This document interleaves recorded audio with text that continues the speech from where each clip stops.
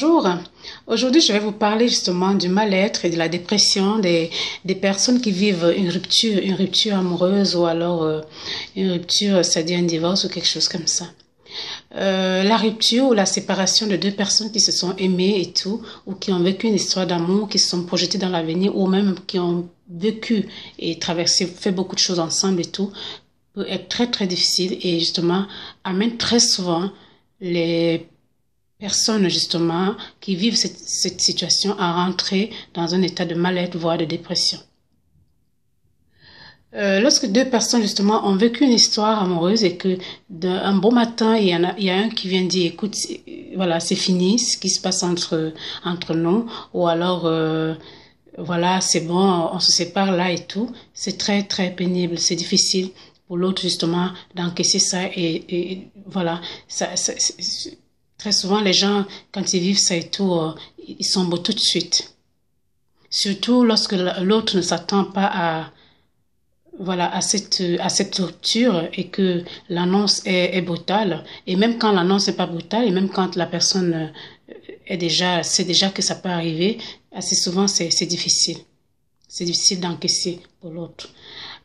Après, il y a l'autre cas de figure, c'est que il arrive des fois que certaines personnes demandent une rupture ou une séparation avec la personne avec qui ils vivent une relation amoureuse simplement parce que ils attendent quelque chose de cette relation, mais que l'autre n'arrive pas à donner, et du coup, justement, ils préfèrent justement demander, justement, cette personne préfère justement demander justement la rupture,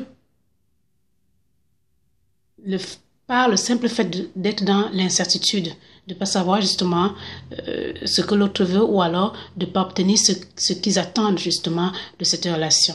Mais ça n'empêche pas justement l'autre à souffrir, ça ne les empêche pas de souffrir, bien qu'ils aient demandé eux-mêmes la rupture, ils souffrent quand même. Et c'est justement très souvent, ça les amène aussi à rentrer dans un état de mal-être, voire de dépression.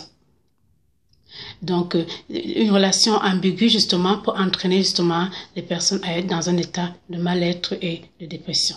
Voilà. La séparation aussi peut être simplement par le fait que, justement, l'autre ne savait pas qu'il y a une séparation et brutalement, on vient annoncer que l'autre personne vient annoncer à l'autre que voilà, c'est bon, c'est fini, il n'y a plus rien entre nous, sans explication, sans raison, et ça peut vraiment entraîner l'autre personne à rentrer dans un état de mal-être, voire de dépression.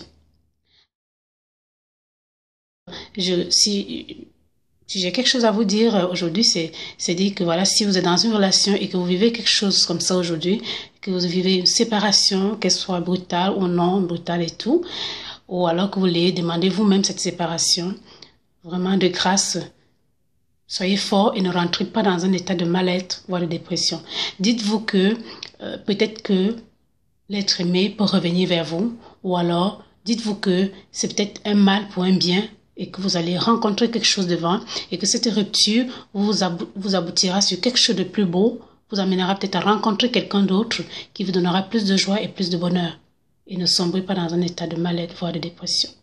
Si vous êtes dans une relation aussi maintenant, si vous êtes quelqu'un qui est dans une relation et que vous voulez peut-être annoncer une rupture, une séparation, de grâce, essayez de ménager la personne à qui vous allez annoncer ça. C'est vrai, ça sera toujours dur parce que de toute façon, il n'y a pas de rupture qui ne fasse pas mal. Mais si vous essayez de ménager un petit peu la personne, peut-être ça peut faire moins mal et moins amener la personne à être plus bas qu'elle devrait l'être, et surtout l'amener surtout à pas rentrer dans un état de mal-être, si possible. Si possible, si vous pouvez le faire, pourquoi pas.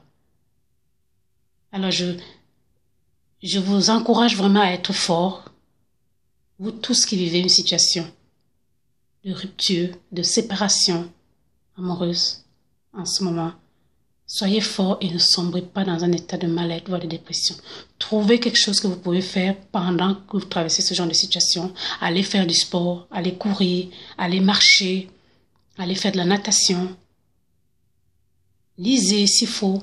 Trouvez-vous une occupation qui vous occupe l'esprit pendant cette période-là et tout. Écrivez pour ceux qui peuvent écrire. Faites quelque chose et tout qui vous occupe et tout.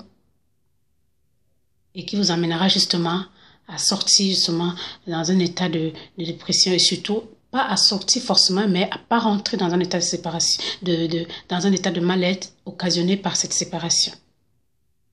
Je vous souhaite à tous qui traversez justement une rupture en ce moment, bon courage, beaucoup de force, beaucoup d'amour sur votre chemin à nouveau. Et que le meilleur. Et que la grâce aussi. Merci.